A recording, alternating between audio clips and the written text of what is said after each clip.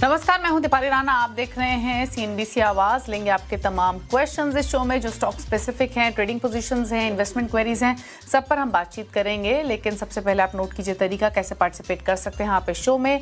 आप अपने सवाल में व्हाट्सएप या सोशल प्लेटफॉर्म्स के थ्रू भिजवा सकते हैं। 7045220000 हमारा व्हाट्सएप नंबर है। आप फेसबुक, एक्स पर ये शो लाइव देख सकते हैं, अपने क्वेश्चन पोस्ट कर सकते हैं #AskAwaz लिखकर। मंत्री फिनमार्ट के अरुण कुमार मंत्री हमारे साथ मौजूद रहेंगे आपके सभी क्वेरीज को आंसर करने के लिए। लेकिन पहले लेकर आते हैं एक क्विक रिकैप। ट्रंप के अल्टीमेटम से ग्लोबल बाजार में हड़कंप मच गया। चौतरफा हाहाकार से बाजार की हालत खराब हो गई। सेंसेक्स निफ्टी भारी गिरावट के साथ बंद हुए। निफ्टी अपने 11 महीने के लोअर लेवल्स पर बंद हुआ। ईरान वॉर में अब तक निफ्टी 12% के करीब टूट चुका है। बाजार में आज कारोबार कैसा रहा, क्विक अपडेट लेते हैं आशीष चतुर्वेदी से। आशीष बताइए। देखिए, जब से वॉर की शुरुआत हुई है चौतरफा आपको हाहाकार नजर आ रहा है। आज हफ्ते की शुरुआत में क्या बड़ी गिरावट आपको देखने को मिली, लेकिन खास बात है कि युद्ध की शुरुआत से लेके अब तक मार्केट्स का बड़ा बुरा हाल है।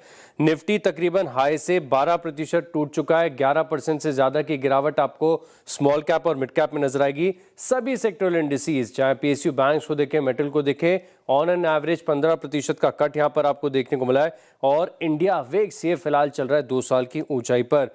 ऐसा नहीं कि सिर्फ इक्विटीज में गिरावट है। अगर आप गोल्ड और सिल्वर को देखें तो सिल्वर अपने हाई से 50% करेक्टेड है, और गोल्ड में देखें तो तकरीबन 30% तक की गिरावट देखने को मिली है। एफआईएस की सेलिंग लगातार देखने को मिल रही है। और युद्ध की शुरुआत से लेकर अब तक आपको पता है मार्केट कैप कितना साफ हो गया। 47 लाख करोड़ का मार्केट कैप जो है पूरी तरीके से रेज हो गया है। यहां पर बड़ा फॉल आपको नजर आ रहा है। चलिए अब आज के सेशन की बात करते हैं और देखते हैं निफ्टी का हाल। और Nifty, bank Nifty, small cap, mid cap ये आपकी स्क्रीन पर आएंगे। चारों तरफ सिर्फ और सिर्फ बड़ी गिरावट है और बड़ा कट यहां पर आपको नजर आया, जहां पर निफ्टी बैंक में ऑलमोस्ट राउंड फिगर आपको बता रहा हूं 2000 अंकों की गिरावट यहां पर आपको नजर आई। अब बात करते हैं निफ्टी के बढ़ने वाले शेयरों की। हालांकि ये सूची बहुत ही सीमित है, लेकिन ओएनजीसी, इन्फोसिस, पावर ग्रिड और एचसीएल टेक यहां पर देखें तो करीब करीब फ्लैट से लेकर 2% तक के मूव नजर आए। गिरने वालों की संख्या आज काफी बड़ी। जियो फाइनेंशियल 5.5% नीचे, ट्रेंड लगातार गिर रहा है, टाइटन गिर रहा है, श्रीराम फाइनेंस 6.5% का कट है। और सेक्टर का हाल भी एक बार आपको बता देता हूं। हालांकि इंडिया विक्स की बात हमने की, बड़ा सर्ज यहां पर नजर आया 17% का। बाकी आप देखिए रियल्टी 5% नीचे, आईटी कंपैरेटिवली कम गिरा, ऑटो गिरे हैं, कैपिटल गुड्स है, डिफेंस है, पीएसयू बैंक है, फाइनेंशियल्स है। चारों तरफ अगर आप देखें तो बड़ी गिरावट नजर आई। फटाफट से लेकर है संस्थागत निवेशकों के आंकड़े स्क्रीन पर। एफआईज ने बिकवाली ही की कैश मार्केट में 10,414 करोड़ की। डीआईज ने हालांकि खरीदारी की है 12,033 करोड़ की। अब आगे के लिए आउटलुक क्या बन रहा है, इस पर एक क्विक आउटलुक लेते हैं। अरुण नमस्कार, स्वागत है आपका। हालांकि देखना होगा कि क्या डेवलपमेंट्स होती हैं, क्योंकि डोनाल्ड ट्रंप की तरफ से जो स्टेटमेंट आया ट्रुथ सोशल पर, ईरान की तरफ से जो वेरियस न्यूज़ एजेंसीज हैं, डीएस्केलेशन के कुछ इंडिकेशंस दिखाई दे रहे हैं। हम उसका इम्पैक्ट बाकी मार्केट्स पर भी देख रहे हैं, तो काफ़ी कुछ हलचल है इस समय। लेकिन क्या व्यू है आपका इन सब हलचल के बीच में, आज की मार्केट क्लोजिंग के बीच में, कल के लिए एटलीस्ट सपोर्ट और ऊपर रेजिस्टेंस या फिर ऊपर नीचे के लेवल्स निफ्टी, बैंक निफ्टी पर, विच एवर डायरेक्शन में मूव आता है, कौन से इंपॉर्टेंट रहेंगे?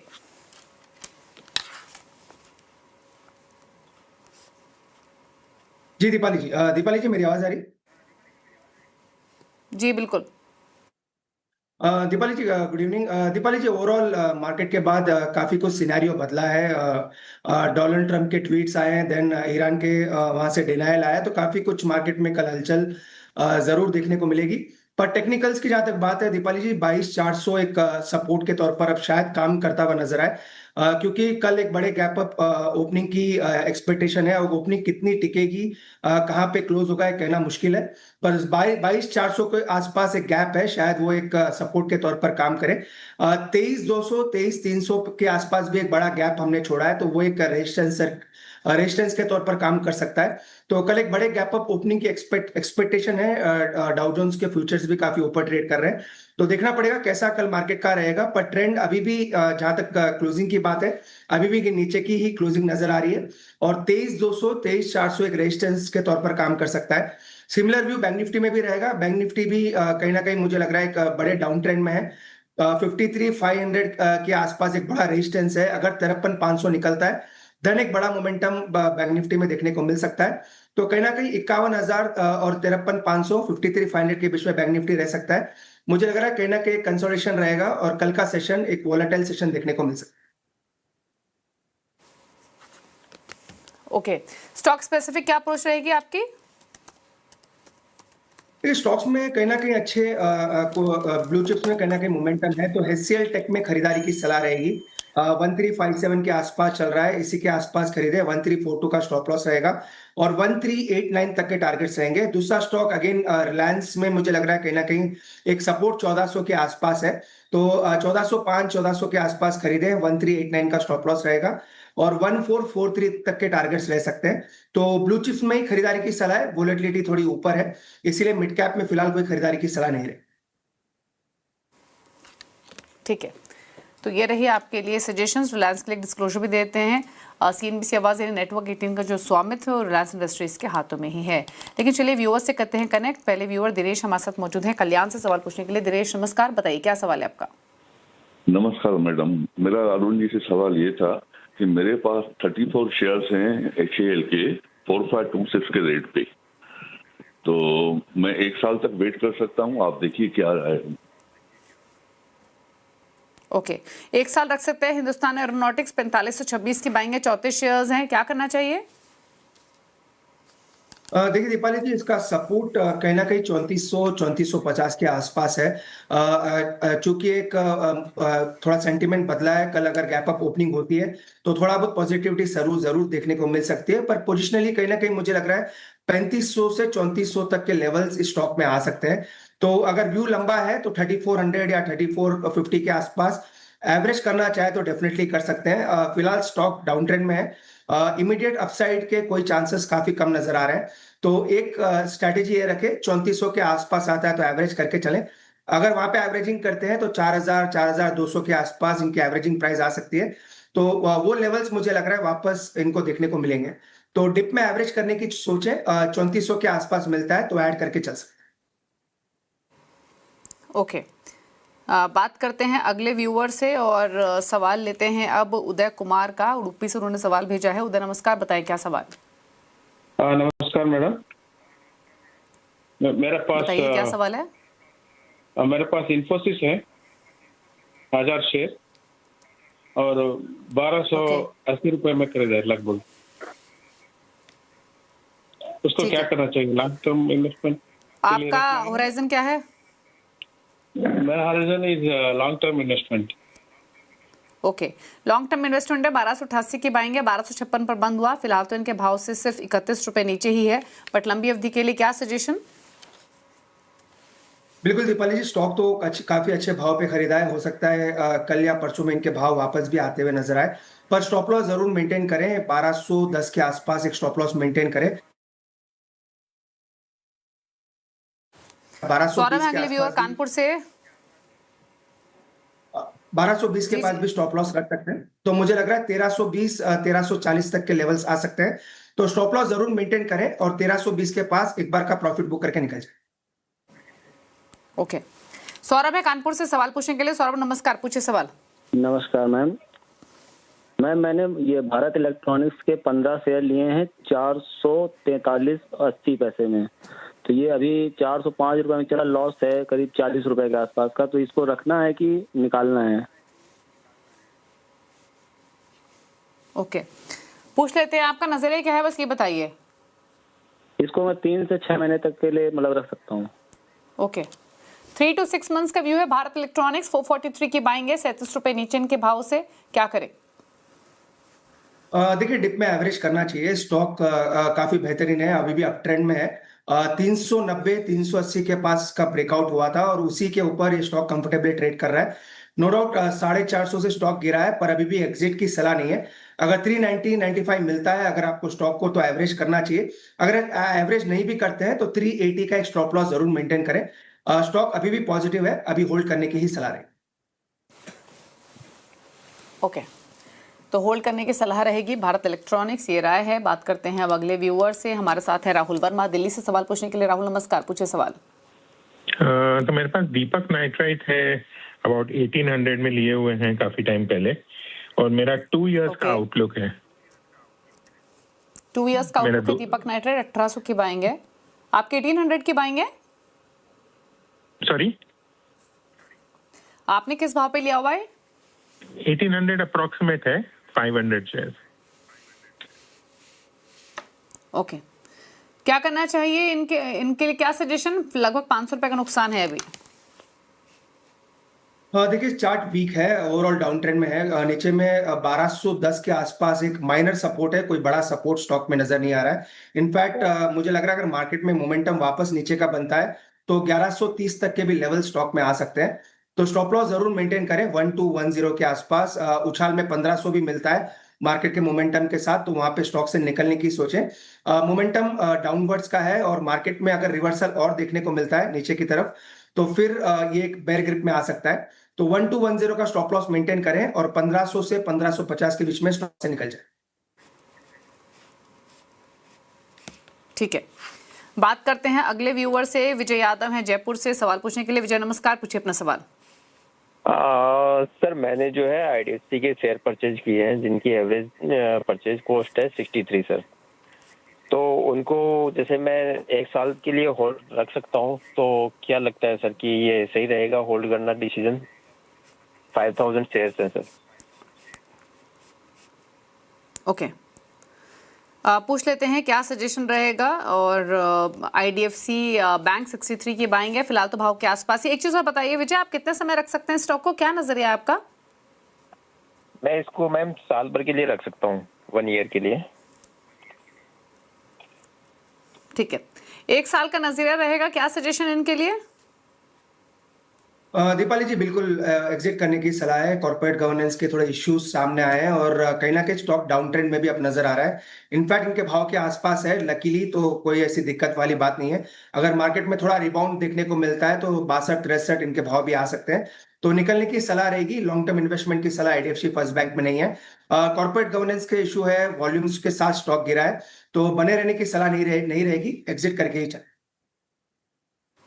ओके, एग्जिट करने की सलाह है। बात करते हैं संतोष सिंह से, टाटा नगर से हमारे साथ जुड़े हुए हैं। संतोष जी नमस्कार, पूछिए सवाल। हाँ, मेरा नोडा डेवलपर्स पे सवाल है। 1200 एट द रेट 2000 क्वांटिटी है। ये काफी नीचे आ गया, क्या करना चाहिए? ओके, 1200 की आपकी बाइंग है लोधा डेवलपर्स में, 2000 शेयर्स हैं और 727 पे बंद हुआ। रियल्टी स्टॉक्स तो पिछले 1 महीने में लगातार टूटे भी हैं, तो इसीलिए नुकसान आपको काफी ज्यादा भी है। बट अगर आपका लंबी अवधि का व्यू है तो पूछते हैं और उनसे क्या सजेशन रहेगा, और बताइए। दीपाली जी 680 का एक अक्टूबर 2023 का लो है, वो एक सपोर्ट स्टॉक के लिए जरूर काम कर सकता है। तो 680 का एक स्टॉप लॉस जरूर लगाएं। ओवरऑल वीकनेस है, मुझे लग रहा है आने वाले नेक्स्ट 6 महीने तक रियल्टी स्टॉक्स में आपको वीकनेस देखने को मिल सकती है। रियल्टी इंडेक्स में भी ब्रेकडाउन है और लोडा डेवलपमेंट्स में भी ब्रेकडाउन है। तो 680 एक नजदीक का एक स्टॉप लॉस जरूर लगाएं। उछाल में अगर आपको 840 880 भी मिलता है तो स्टॉक से निकल जाने की सलाह रहेगी। कंप्लीट डाउन ट्रेंड में है और मार्केट में अगर और पेन आता है स्टॉक में और नीचे के लेवल्स आपको देखने को मिल सकते हैं। ओके, बात करेंगे मनोज से। मनोज चौहान हमारे साथ है। मनोज नमस्कार, पूछिए अपना सवाल। नमस्कार मैम, मेरे पास कैम्स के शेयर हैं, 100 शेयर है मेरे पास। ओके। और उसका बाइंग है 875। तो और मेरा लॉन्ग टर्म नजरिया है, तो मुझे जानना था क्या मैं इसमें अभी डाउन पे है तो एवरेजिंग कर सकता हूँ या इसको होल्ड कर सकता हूँ लंबे समय के लिए? ओके, क्या सलाह रहेगी? कैम्स पर 756 की बाइंग है, 100 शेयर्स है। दीपाली जी 580 का स्टॉप लॉस लगाने की सलाह रहेगी। एवरेजिंग की सलाह नहीं है, अभी भी फॉलिंग नाइफ की तरह स्टॉक का पैटर्न बना है। अगर मोमेंटम नीचे का बनता है तो काफी नीचे के लेवल्स आ सकते हैं। तो फिलहाल एवरेजिंग ना करें, थोड़ा बेस फॉर्मेशन होने दे स्टॉक को, मार्केट का सेंटिमेंट सुधरता है देन इस स्टॉक को एवरेज करके चलें। फिलहाल स्टॉक में बने रहे पर 580 का एक स्टॉप लॉस जरूर मेंटेन करें। बात करते हैं संजय गायकवाड़ से, कल्याण से हमारे साथ कनेक्टेड हैं। संजय नमस्कार, पूछिए अपना सवाल। हेलो, बताइए क्या सवाल है आपका? हाँ मैम, मुझे ना इसके ऊपर चाहिए था, टाटा कैपिटल और ये अपना टाटा का private vehicle, Tata motor private vehicle, उसके बारे में Tata Motors PV. Passenger vehicle, okay. हाँ, तीन आपकी दोनों में बाइंग passenger बताइए। टाटा कैपिटल में कितने की बाइंग है आपकी? टाटा कैपिटल ये आईपीओ का था 320 समथिंग। ओके 320। और टाटा मोटर्स पीवी क्या लेवल मिला है आपको डीमर्जर के बाद? 720 after split it's come something 434 और समथिंग। 434। और आपका दोनों में नजरिया क्या है? As a investor.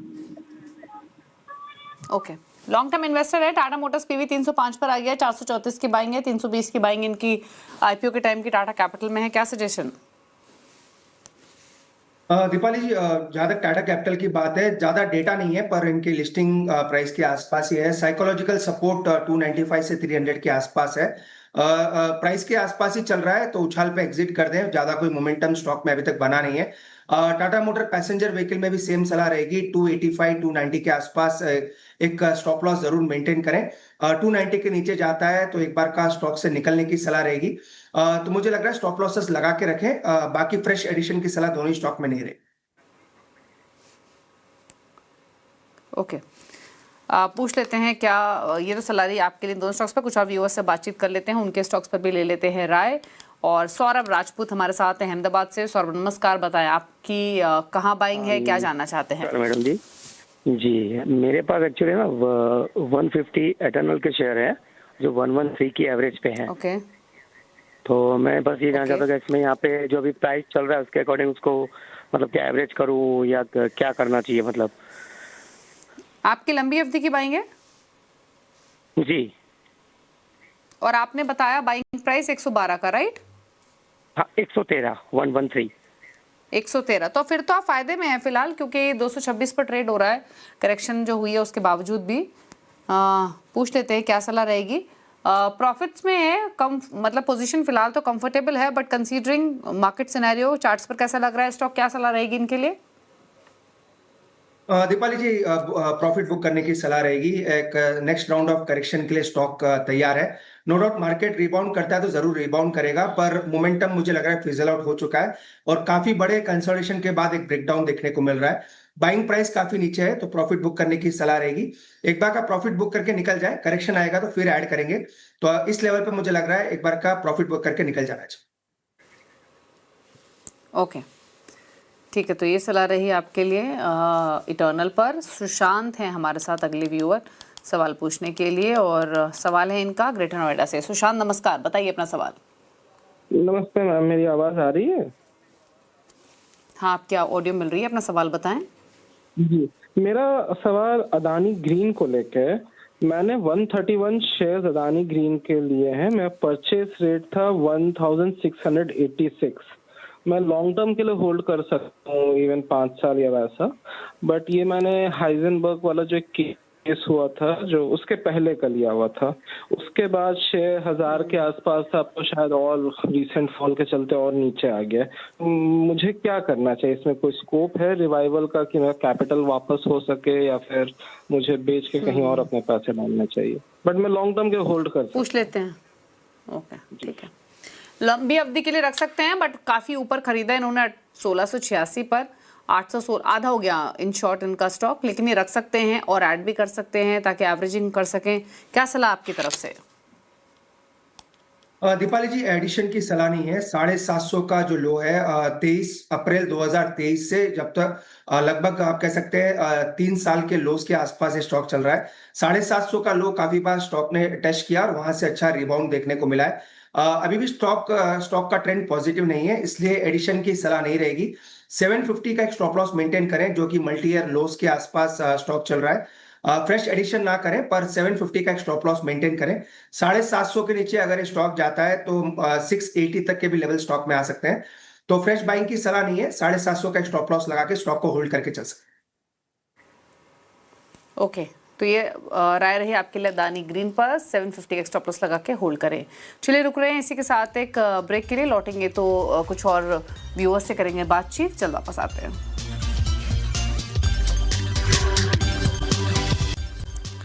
आप देख रहे हैं सीएनबी से आवाज। लेते हैं कुछ और सवालों को। राहुल तोमर ने एक सवाल भेजा है हमें एसएमएस के थ्रू दिल्ली से। आईसीआईसीआई प्रूडेंशियल एएमसी पर इनका सवाल है 2165 पर इन्होंने खरीदे हुए शेयर्स, लगभग 12 शेयर्स इनके पास हैं, लेकिन व्यू ये लंबी अवधि का लेकर चल रहे हैं। तो जानना चाहते हैं कि क्या स्ट्रैटेजी यहाँ से होनी चाहिए, क्या करें। फिलहाल जो छोटा मुनाफा हो रहा है 525 रुपए का, इसको ले लें या होल्ड रखें स्टॉक? डेटा नहीं है, रिसेंटली लिस्टेड स्टॉक है, पर जितना भी डेटा अवेलेबल है एक प्रॉफिट बुकिंग के साइंस जरूर आ रहे हैं। हो सकता है मार्केट में मोमेंट के साथ थोड़ा ऊपर आपको स्टॉक मिल जाए, तो प्रॉफिट बुक करने की सलाह रहेगी। 2850 से 2900 के आसपास मिलता है, तो स्टॉक से एक बार निकल जाए। एक छोटा करेक्शन स्टॉक में आ सकता है, तो 29, 2750, 2800 पे मिलता है, तो प्रॉफिट बुक करने की सलाह है।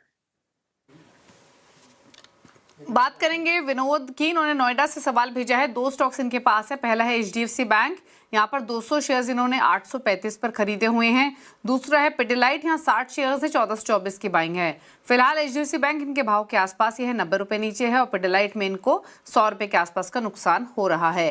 क्या सलाह दोनों पोजीशंस में? और देखिए एचडीएफसी बैंक तो मुझे लग रहा है यहाँ से स्टॉक अब डाउन ट्रेंड में रहना चाहिए। थोड़ी बहुत दिक्कतें फंडामेंटली या कॉर्पोरेट गवर्नेंस की भी जरूर आई है। अगर मोमेंटम बनता है तो 780, 790 तक शायद आपको स्टॉक मिल जाए, तो उस उछाल को यूज करें स्टॉक से निकलने के लिए। 800 मुझे लग रहा है एक बड़ा रेजिस्टेंस स्टॉक के लिए रहेगा, तो 780, 790 मिलता है तो स्टॉक से एग्जिट ले लें। पिडिलाइट अपने सपोर्ट के आसपास है, 1270 के आसपास एक मंथली सपोर्ट है। अगर 1270 ब्रीच करता है तो स्टॉक में एक बड़ी गिरावट आ सकती है, तो पिडिलाइट में बने रहे, पर 1270 का एक स्टॉप लॉस जरूर लगाएं। सवाल लेते हैं दिनेश का। इन्होंने भेजा है पुणे से। सवाल इनका टीसीएस पर है। 80 शेयर्स इन्होंने टीसीएस के खरीदे हुए हैं। 3641 इनकी बाइंग प्राइस है। फिलहाल 1250 रुपए का नुकसान हो रहा है, तो लॉसेस में है। क्या सलाह टीसीएस पर? देखिए टेक्निकली तो डाउन ट्रेंड में है। हो सकता है माइनर बाउंस आपको स्टॉक में देखने को मिले, क्योंकि ऑलरेडी बड़ी गिरावट आ चुकी है। 2550 के नीचे एक ब्रेकडाउन हुआ है, और 2550 निकलना काफी स्टॉक के लिए बड़ा हर्डल हो सकता है। 2240, 2280 के आसपास एक सपोर्ट स्टॉक में जरूर है, तो फिलहाल बने रहे। 2240 का एक स्टॉप लॉस जरूर मेंटेन करें। 2600 निकलता है देन एक पॉजिटिव मोमेंटम स्टॉक में आ सकता है, तो इनिशियल टारगेट 2600 के आसपास रहेंगे। जब तक 2600 के टारगेट्स आते हैं स्टॉक में बने रहें। 2240 का एक स्टॉप लॉस जरूर मेंटेन करें। सवाल लेते हैं अब अगले व्यूअर का, और हमें सवाल भेजा है राज ने पुणे से। इंडियन ओवरसीज बैंक पर इनका सवाल है। इनके पास 58 की बाइंग है, 10,000 से ज्यादा के शेयर्स हैं। क्या सजेशन रहेगा इसमें? ये क्लियर अंडर परफॉर्मर है। सभी पीएसयू बैंक्स को अगर देखें तो अपने हाई से अभी रिसेंटली करेक्ट हुए हैं, पर स्टॉक ने पीएसयू बैंकिंग की रैली के साथ पार्टिसिपेट नहीं किया है, तो उछाल पे एग्जिट करें। 34, 35 भी मिलता है तो स्टॉक से निकल जाए। साइकोलॉजिकल सपोर्ट 30 रुपए के आसपास है, तो 30 का स्टॉप लॉस मेंटेन करें और उछाल पे निकल जाने की सलाह है। यशपाल का सवाल लेते हैं। जम्मू से इन्होंने सवाल भेजा है। स्टेट बैंक ऑफ इंडिया पर 553 की बाइंग है, 30 शेयर्स है, लंबी अवधि का व्यू है, अगेन इन्वेस्टमेंट है, शानदार मुनाफे में भी हैं। क्या करें इस पोजीशन में? ले प्रॉफिट या होल्ड रखें? बिल्कुल होल्ड करना चाहिए। इनफैक्ट हमने डिप में स्टॉक को खरीदने की सलाह दे रखी है, तो नीचे में मुझे लग रहा है मैक्स टू मैक्स अगर डाउनसाइड आता है तो 950 तक स्टॉक आ सकता है। तो 950 के ऊपर जब तक है स्टॉक में बने रहे।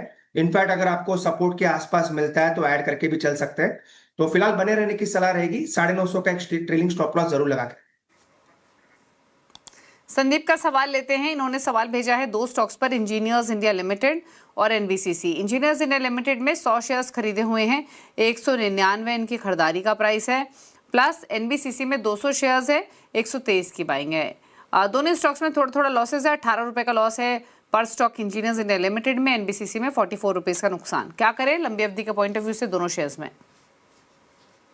देखिए इंजीनियर्स इंडिया होल्ड करके चल सकते हैं। 173 का एक स्टॉप लॉस मेंटेन करें। स्टॉक का स्ट्रक्चर अभी भी साइडवेज टू पॉजिटिव है। मार्केट की गिरावट के साथ स्टॉक में जरूर गिरावट आई है, पर टेक्निकली अभी भी अपने मेजर मूविंग एवरेजेस के आसपास है, तो 173 का स्टॉप लॉस लगा के इंजीनियर्स इंडिया को होल्ड करके चल सकते हैं। एनबीसीसी में क्लियर ब्रेकडाउन है, 90 रुपए के नीचे ब्रेकडाउन हुआ है और 79 के आसपास चल रहा है। इसका जो अगला सपोर्ट है वो 75 के आसपास है, तो 75 का एक स्टॉप लॉस एनबीसीसी में मेंटेन करें। ऊपर में 85, 88 भी मिलता है तो स्टॉक से निकल जाए। ओके, तो ये रही सलाह आपके लिए आपके दोनों शेयर्स पर। सवाल भी इतने करेंगे शामिल व्यूअर्स के। शो को समेटने का वक्त है। कोई डिस्क्लोजर, क्लोजिंग कमेंट आपकी तरफ से अरुण? बिल्कुल दीपाली जी, HCL टेक हमने आज मॉर्निंग में रिकमेंड किया है और क्लाइंट्स के पास जरूर इसकी ट्रेडिंग पोजीशंस हो सकती है। और रिलायंस पे भी हमारी रिकमेंडेशन पहले रही है। बाकी दीपाली जी, जितने भी स्टॉक्स डिस्कस किए, क्लाइंट्स के पोजीशंस जरूर रह सकते हैं क्योंकि काफी ट्रेडर फ्रेंडली स्टॉक्स हैं। मेरे पर्सनल पोर्टफोलियो में कोई भी स्टॉक। शुक्रिया आपका शो में आने के लिए और सभी क्वेरीज को आंसर करने के लिए। इसी के साथ एक ब्रेक के उस पार भी खबरें जारी हैं। नमस्कार।